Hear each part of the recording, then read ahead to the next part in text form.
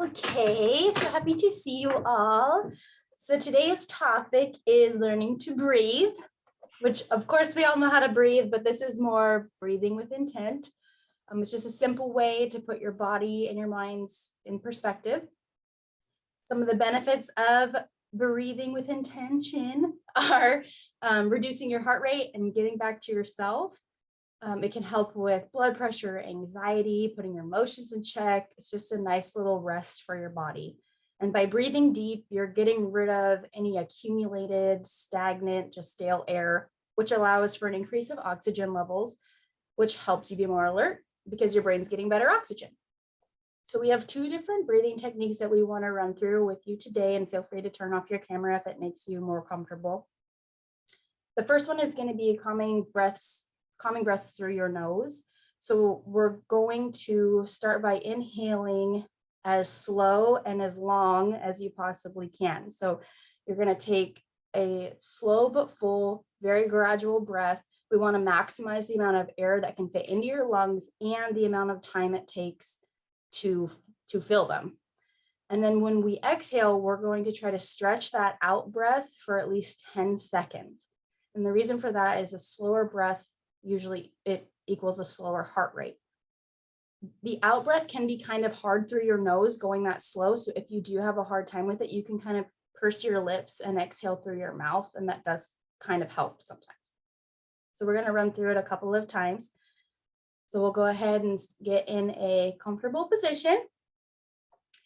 And then we're just going to start slowly inhaling, staying relaxed and calm, making the breath gradual but full. And then we'll go ahead and start to exhale. 2, 3, 4, 5, 6, 7, 8, 9, 10. And we're going to go ahead and do it again. Slow, calm, gradual, full inhale. And then exhale. 2, 3, 4, 5, 6, 7, 8, 9, 10. We're just going to run through it twice, but of course you can do it as many times as needed. And again, this is just to kind of help your heart rate slow and take some pressure off your arteries. The second technique that we wanted to go over today is called box breathing. And the reason for that is because it's 4 counts of 4. So you'll count for 4, count for 4, count for 4, count for 4, like a square for box breathing. So with this one, we're going to start by exhaling all of our air out, all the air we have. And then we're going to inhale through our noses for a count of 4. And then at the top of that breath, we're going to hold for a count of 4. And then exhale through our mouths for a count of 4. And then at the bottom of that breath, we're going to rest for a count of 4. And you can repeat this as needed, but ideally with this one, when you do it, you will feel the tightness in your chest loosen and your heart rate slow. So go ahead and get comfortable again. You can close your eyes if you want. And go ahead and let out all your air you have currently. And then inhale through your nose. 2, 3, 4. Hold. 2, 3, 4. Exhale. 2, 3, 4. And rest. 2, 3, 4. Go ahead and do it again. Let everything out. And inhale. 2, 3, 4. Hold.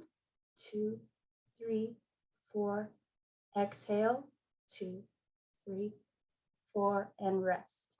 2, 3, 4. So again, these ones can be repeated as needed. But I mean, if you just look at the amount of time that one takes, you're counting the whole breath. So this technique would take you somewhere between 16 and 20 seconds. That's not a lot of time to take for yourself. So you should be able to fit it in whenever you need to fit it in. We should be able to take 20 seconds to just calm ourselves and get centered. And we do have a little graphic that we will be emailing to you guys after the class. So it kind of just outlines the techniques if you want to practice them at home.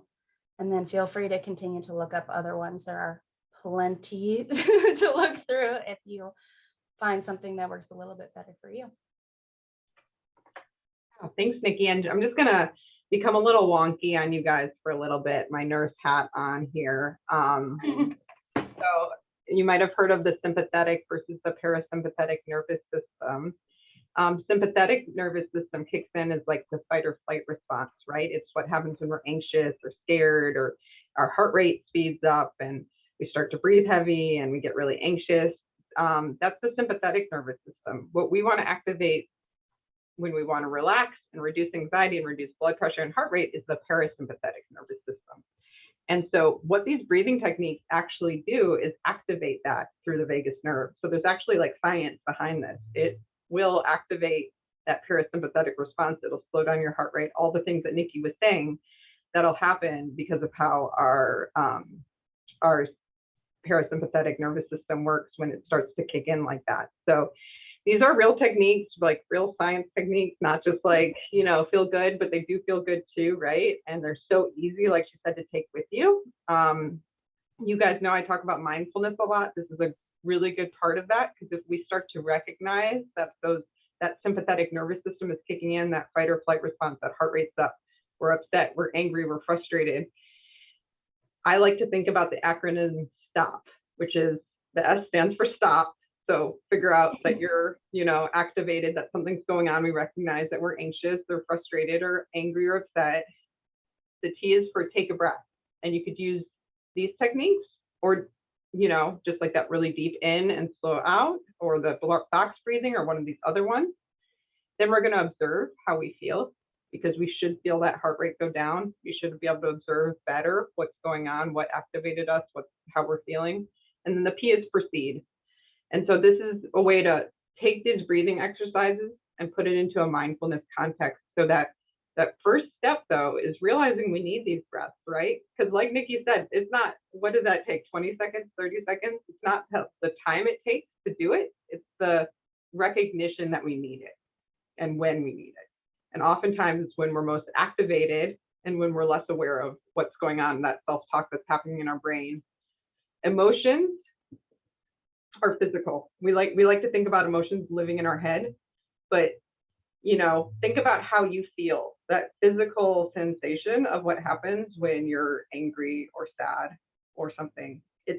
We recognize that because of how we feel our body changing. We notice that heart rate. We notice, you know, sweating. Maybe we notice certain things happening with our body. Maybe it feels like there's butterflies in our stomach, you know, or our stomach is tight, or maybe we feel nauseous.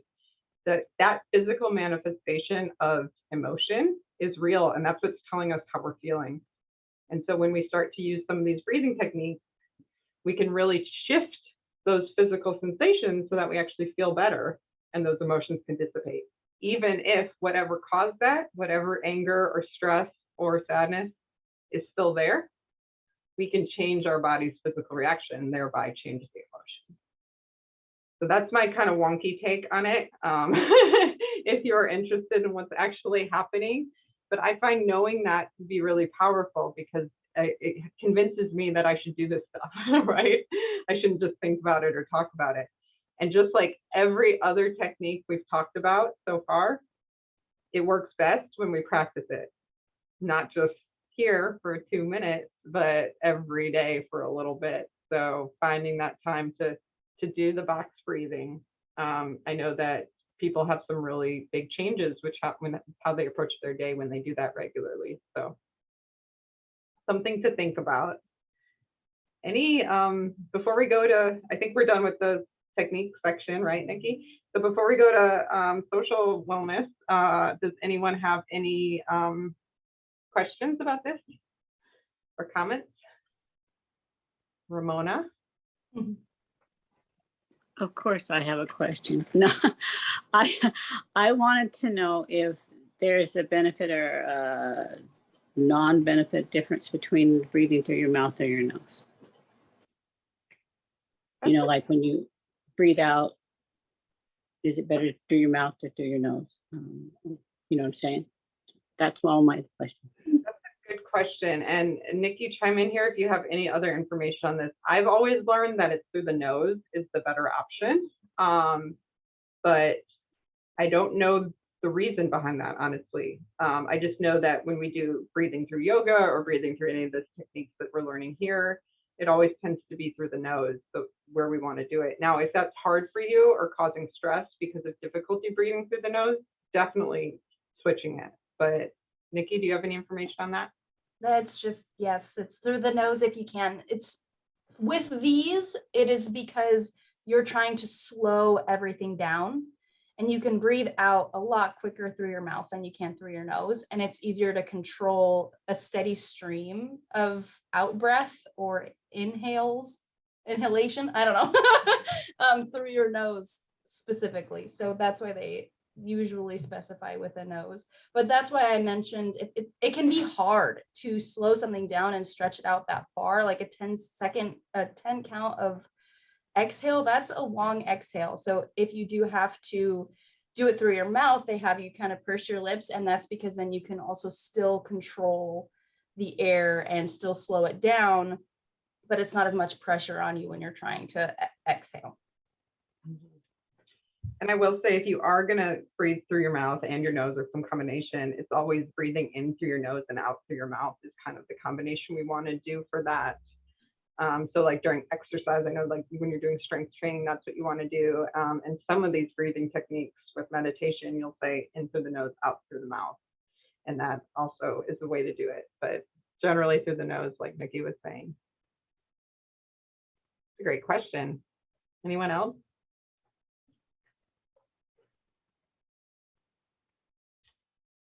All right, I'm going to turn off the recording. We're going to go to some other fun stuff.